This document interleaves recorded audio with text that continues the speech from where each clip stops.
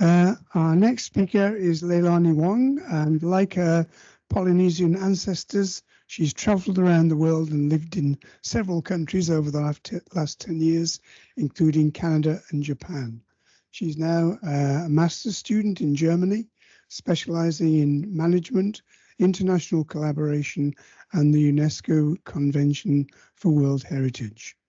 Originally from the island of Moorea in French Polynesia, she's currently researching indigenous approaches to sustainability in the Pacific. And one of her noteworthy achievements was her role working with ICROM at last year's World Heritage Committee in Riyadh. So, Leilani, very warm welcome. And the title of your talk is Ecomuseum de Fair Natura, Rebuilding Indigenous Futures. Welcome. Thank you very much. Hello.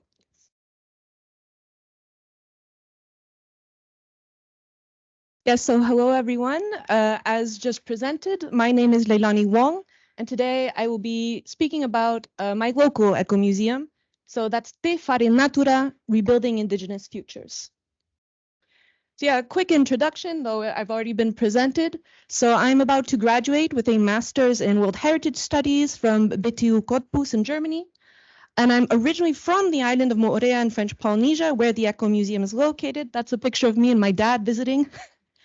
And yes, so my current research is focusing on indigenous approaches to sustainability education in the Pacific, specifically ocean literacy.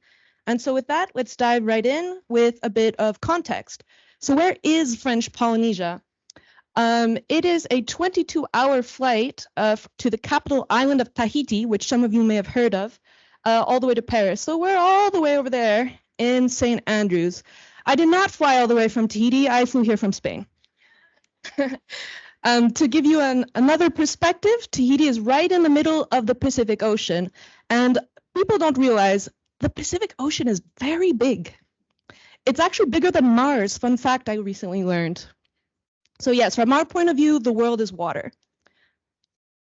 If you've seen the Disney movie Moana, also known as Vaiana in Europe, that's basically us and our cousins from what's called the Polynesian Triangle. So this vast area between the points of New Zealand, Hawaii, and the Easter Islands, where we share a common ancestry and core culture going back over 3,000 years. So European contact with Polynesians began in the 1600s. And in the 1800s, French Polynesia became a part of France, and we remain a part of France today, meaning we are French citizens. French Polynesia today has a population of around 280,000 people, and we have an indigenous majority at some 70% ethnic Polynesians, and our main industries are tourism and permaculture. Like many islands in the Pacific, we boast a rich biodiversity, both on land and in the sea, and of course, a rich culture. And here it's important to note that for Polynesians, nature and culture are inseparable. The animals, the trees, the land, the waves, objects, all of these can possess spiritual power. In a Western cosmology, we would talk about having souls. So it's really important to note this holistic understanding of the human relationship to the environment, the spiritual attachment to land. So some fun facts. French Polynesia is composed of 5 archipelagos, counting 117 islands, 72 of which are inhabited, spread out over an area larger than Europe. It is the birthplace of the overwater bungalow. The British ship, the HMS Bounty, famously mutinied here and was featured in several films. Some of you may know that history. So some of the famous people associated with French Polynesia include the actor Marlon Brando from the second Bounty film, the French painter Paul Gauguin, and more recently the surfer Kelly Slater. You'll notice none of these names are very Polynesian. Now for some less fun facts. So as I mentioned, we became a part of France in the 1800s. So we were first annexed as a protectorate and then became an official French colony in 1880. And local populations were wiped out by disease. This huge demographic drop caused a huge loss of heritage that was obviously compounded by colonial processes. And colonial law continued to apply until 1977. There have been a few attempts towards independence, which remains a hotly contested issue. From 1966 to 1996, we were the French nuclear testing site. So over the course of 30 years, 193 nuclear bombs were detonated on our islands without our knowledge. These military files were only unsealed within the past decade, revealing the full extent of the damage caused. Until the 1980s, it was forbidden to speak indigenous languages. When my father went to school, he was physically punished and humiliated for speaking his mother tongue. And today, in 2024, the indigenous community suffers high rates of unemployment and poverty. So when we talk about de, post, neo-colonialism, education was a major tool of the colonial process. So formal Western education was weaponized and used for forced assimilation. Today, we even speak of cultural genocide, which caused a traumatic loss of identity for the Polynesian people who were severed from their roots and their culture. Indigenous children continue to have unequal access to education, which means they cannot get the diplomas and degrees that are necessary for better jobs, which in turn justifies their exclusion from positions of power and authority, and leaves them with a deep sense of shame for failing at school and at society. And all of this traumatic history, including the nuclear secret, has led to a deep mistrust of government, authorities, and scientists. And all of this compounds into a vicious cycle of structural inequality, which perpetuates the alienation and marginalization of the indigenous community from Western spaces such as academia and museums. So how can museums address this kind of complex heritage?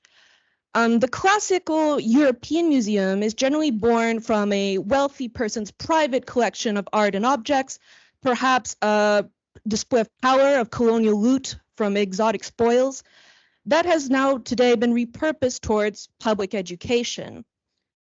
So what makes an ecomuseum different and particularly well suited to serving indigenous and insular communities? First of all, it's a shift from the museum of objects to the museum of ideas. So there's less focus on collections, which means less need to finance acquisitions. And this is particularly important in a context where a community may not have access to their material history. Second, it is community-led from the bottom up. So this means empowering local stakeholders and making space for silenced voices. Third, it is place-based. It represents the distinctly local heritage and environment. And this works particularly well with our heterogeneous islands and their unique ecosystems and small histories versus modern national borders.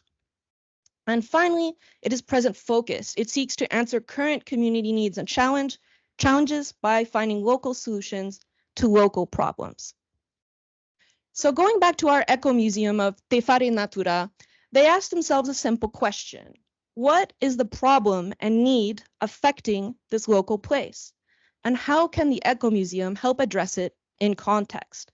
So the place is the district of Papeto'ai on the island of Moorea. So this is the Bay of Opunho, the belly of the stonefish, which was also the heart of the ancient kingdom there. So you'll find the ancient temple complexes, which are not archaeological ruins, not very nearby. The problem was disenfranchised, jobless youth with no hope for the future. And the need was to give them work opportunities and help them regain their dignity. Which brings us to Te Whare Natura, the museum as social action. So Te Whare Natura means the house of nature in Tahitian, and it was inaugurated in 2020 with the mission to understand, preserve, and transmit knowledge of the Polynesian ecosystems of land and sea. So the building was inspired by the traditional Polynesian canoe house, seashells and palm tree leaves, using a lot of local materials. It's entirely energy self-sufficient with a bioclimatic design. And inside there are four main thematic areas: land, sea, traditional culture and crafts, and a 3D immersive room where you can safely swim with the sharks. Again, emphasizing this bond between nature and culture. So what does it mean, this idea of the museum as a social action project? So interestingly, Te Whare Natura was developed not by a museum professional, but actually by a social worker. So his primary motivation was to help the local community, not to preserve objects. And so working backwards from this goal, he sought to identify a problem that the museum could offer solutions to. So using the museum as a tool to help the community. And so from the start, the goal was to co-design with and train local people in a true example of allyship. So this meant building local trust and capacity instead of yet another Western institution for them to be alienated from. And this is critical. The indigenous community is in charge at every step and at every level. The ally served as a guide to give them the capacity to carry out this goal. And to me, this is what it truly means to decolonize the museum. So going back to our question of how can Te Whare Natura help the local community, they decided to hire disadvantaged youth as museum guides. So if the problem is that youth are jobless, let's give them professional training and skills. If they're disenfranchised and hopeless, let's help them develop self-confidence and personal skills. If the Western educational model isn't working, let's instead revive Polynesian oral transmission, itself an intangible heritage. And if they suffer from the loss of traditional knowledge and the climate crisis, let's guide them in learning about their own nature and culture, thus building local capacity and resilience. This project has had a ripple effect on the community and really exemplifies a museum as contact zone. So it has used its position to bridge between Western indigenous spaces and to uplift traditional knowledge on equal footing. So Te Whare Natura sees 35,000 visitors a year, including tourists, local residents, and school children, and has trained over 350 museum guides from various rehabilitation programs. This has allowed both young guides and visitors to rediscover and revalue Polynesian heritage and environments. And most importantly, it has allowed the indigenous community to reclaim their heritage and identity. So earlier we were talking about education, and education isn't just about transmitting knowledge. It's also about transmitting values that inform our decision making. And in French Polynesia, where nature and culture are one, it is vital to reconnect nature with culture in this context of the climate crisis. It is vital to empower local stakeholders to take pride in their place and in themselves, and to reconnect with the traditional environmental knowledge that allowed our ancestors to thrive here for centuries. All this to say, that cultural resilience is essential for developing climate resilience in our islands. So in conclusion, I really want to emphasize here that what makes this project special was a methodology and a mindset that can be adopted anywhere. And again, this emphasizes this point of allyship as a means of capacity building in the local community. So when we think of big institutions like museums, we tend to think of them as these faceless, abstract entities.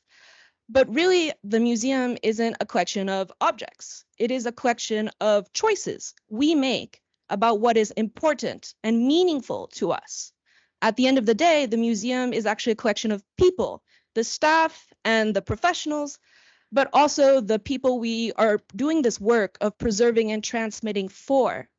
So I would like to challenge us all here today to ask ourselves, what can I do to empower my community?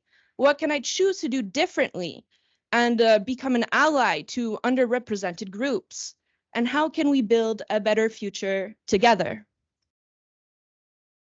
So that was my presentation. Marururoa, a big thank you to everyone, especially the Ecoform team for having me. That's a QR code to my LinkedIn if anyone would like to keep in touch. And yeah, I'll now be taking questions.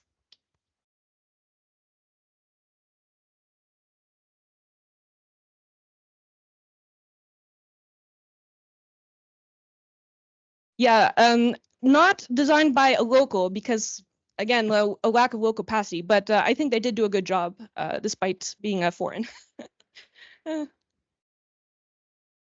Yes. Is there a second microphone, or do I need to hand this one around?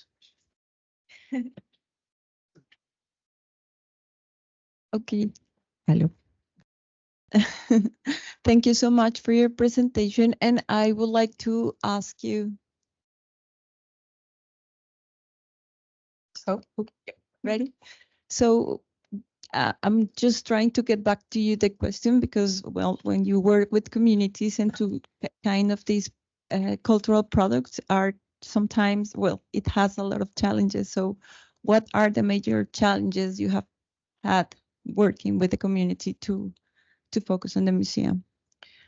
So I worked with the museum in the course of separate research. So I'm not working for this museum, right? I just met them through some related research into environmental knowledge. And of course, they've met a lot of challenges, and some of them were, for example, the government forced them to hire a museum professional at one point. But apparently this museum professional had what was described to me as a very 70s French anthropological view of museums, and quite frankly didn't understand the goal, that the vision that they were trying to carry out. But this was required by the local government.